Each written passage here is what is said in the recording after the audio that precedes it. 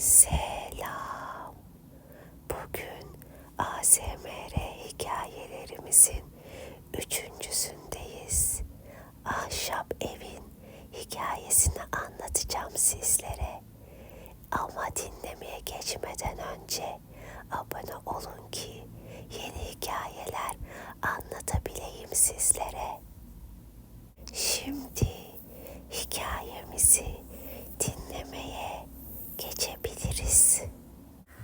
Fırtınalı bir gecede rüzgarın uluduğu ve yağmurun sertçe dövdüğü eski bir köy evinde yalnız bir adam olan Mehmet sıcak çayını yudumlarken huzur bulmaya çalışıyordu. Mehmet şehrin gürültüsünden ve stresinden kaçmak için bu küçük köye taşınmıştı. Evin içindeki huzurlu ortamda her akşam kendine ayırdığı sessiz dakikaları çok seviyordu. Ama bu akşam farklıydı. Mehmet evin içinde hafif bir tıkırtı duydu. Önce rüzgarın ve yağmurun neden olduğunu düşündü. Ama ses tekrarladığında bunu içeriden geldiğini anladı. Ayağa kalktı ve yavaşça sesin geldiği yöne doğru yürüdü. Ayak sesleri halının üzerinde neredeyse hiç duyulmuyordu. Eski ahşap merdivenlerden yavaşça yukarı çıkarken her adımda ahşap çıtır diyordu. Yukarı katta tozlu rafların ve eski kitapların bulunduğu bir oda vardı.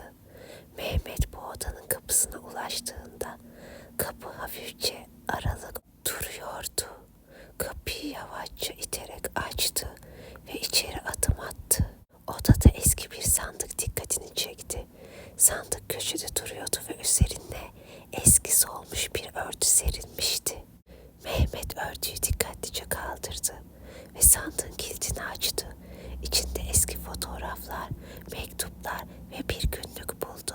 Günlüğün kapağı zamanın izlerini taşıyan yıpranmış deriden yapılmıştı. Mehmet günlüğü eline aldı ve yavaşça sayfalarını çevirmeye başladı. Her sayfada eski bir hikaye canlanıyordu. Günlükte bu evde yıllar önce yaşanan bir ailenin anıları anlatılıyordu. Mehmet sayfaları çevirdikçe ailenin mutluluklarını, hüzünlerini ve sırlarını öğreniyordu.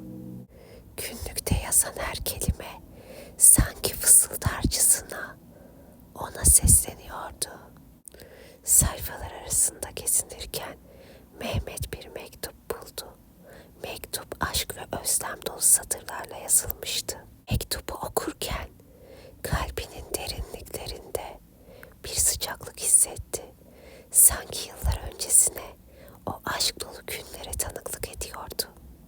Mektubu okudukça evin içindeki sessizlik ona daha da huzur verdi.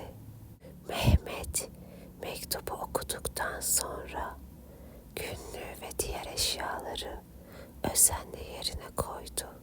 Sandığın kapağını kapattı ve örtüyü tekrar üzerine serdi.